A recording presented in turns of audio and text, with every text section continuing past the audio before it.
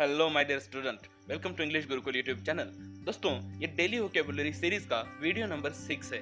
हम रोज ही ऐसे वोकैबुलरी के वीडियोस बनाते हैं। अगर आप अपनी वोकैबुलरी को इंप्रूव करना चाहते हैं तो आप जरूर हमारे चैनल को सब्सक्राइब कर लीजिए, जिससे कि डेली बेसिस पर आपको वीडियोस का नोटिफिकेशन आता रहे। तो चलिए कोट ऑफ द डे से शुरू करते हैं। The whole world open up to me when I learn to read.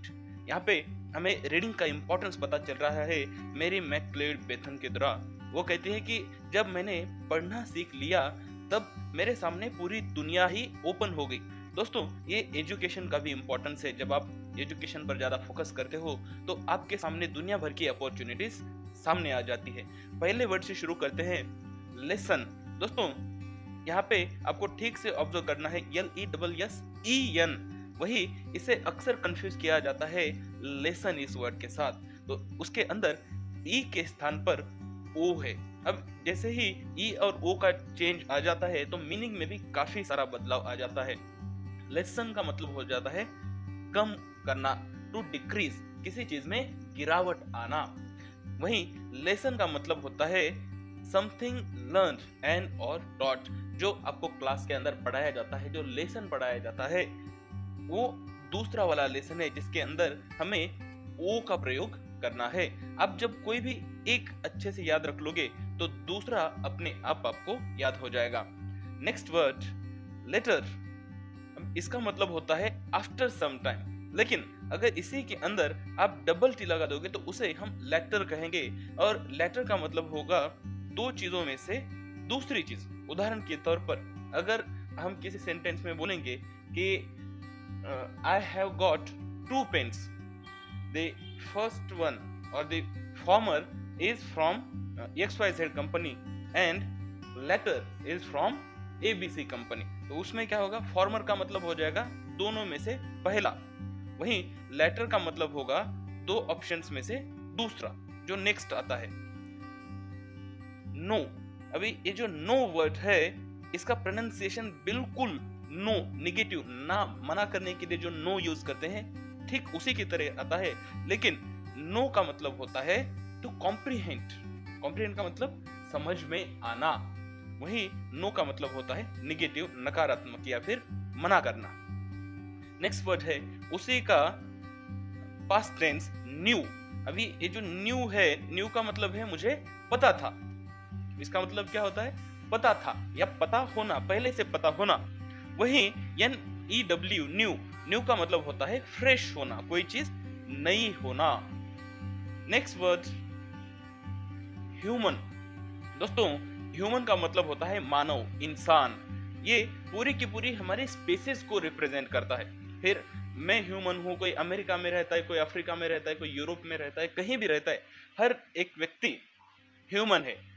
स्त्री हो या पुल्लिंग हो, दोनों के दोनों ह्यूमन है। लेकिन इसी ह्यूमन के आगे अगर हम ई लगा देंगे तो उसे हम ह्यूमेन कहेंगे। और ह्यूमेन का मतलब होगा कंपैशनेट, मानवीयता, मानवीय। कंपैशनेट का मतलब होगा एक व्यक्ति दूसरे व्यक्ति के प्रति जो सद्भावना रखता है, उसे हम कहेंगे कंपैशनेट। Next word, horde. अभी होर्ड का मतलब होता है कुछ जमा कर रख देना। अक्सर जब आप न्यूज पढ़ते होंगे तो उसमें होर्डिंग से रिलेटेड न्यूज आती है। होर्डिंग के अंदर जो एसेंशियल कमोडिटीज होती है, हो सकता है आपके प्याज हो, टोमेटोज हो, ऑयल्स हो, तो अक्सर जो बड़े बड़े व्यापारी होते हैं ये इन चीजों की होर्डिंग करके रख देते हैं। ऐसा आप न्यूज में पढ़ते हो। तो होर्डिंग का मतलब होता है इन चीजों को जमा कर छुपा कर रख देना। वहीं होर्ड का HORDE, होर्ड का मतलब होता है लार्ज ग्रुप और क्राउड, कोई बड़ा सा जमाव या बड़ा सा ग्रुप। नेक्स्ट वर्ड है हर्ट। हर्ट, ये हियर इस वर्ड का है। हियर का मतलब होता है सुनना। टू हियर इस नाउन का ये पास्ट टेंस है, हर्ट की सुना या सुन लिया, भूतकाल में सुना हुआ है। वही HERD, हर्ड का मतलब होता है ग्रुप ऑफ एनिमल्स। इन दोनों का भी प्रोनाउंसिएशन एक तरीका होने के कारण इन दोनों के बीच में कई दफा कंफ्यूजन हो सकता है। नेक्स्ट वर्ड है हियर। हमने पहले हर्ड सुना था, अभी उसी का फर्स्ट फॉर्म वो है हियर। मैंने इसका मतलब आपको समझाया था। हियर का मतलब होता है to send sound by ear, अपने कानों से आपको आवाज का अंदाजा आना या फिर कानों से सुनना। वही HERE हियर का मतलब होता है इन दिस प्लेस, इस जगह पर, यहाँ पर। दोस्तों आपको हमेशा ध्यान रखना है कि दो चीजों में से जिन भी दो वर्ड्स का साउंड सिमिलर है उसमें से किसी एक का आपको स्पेलिंग और उसका मतलब अच्छे से याद रखना है, जिससे कि दूसरे का मीनिंग आपको अंदाजे से समझ में आ जाए। नेक्स्ट वर्ड है गोरिल्ला। दोस्तों जो आप फिल्मों में देखते हुए वो गोरिल्ला वो जानवर होता है, वो एनिमल है, एप फैमिली का, एप इस कैटेगरी का वो एक एनिमल है। वही उसे अक्सर गोरिल्ला के साथ कंफ्यूज किया जाता है।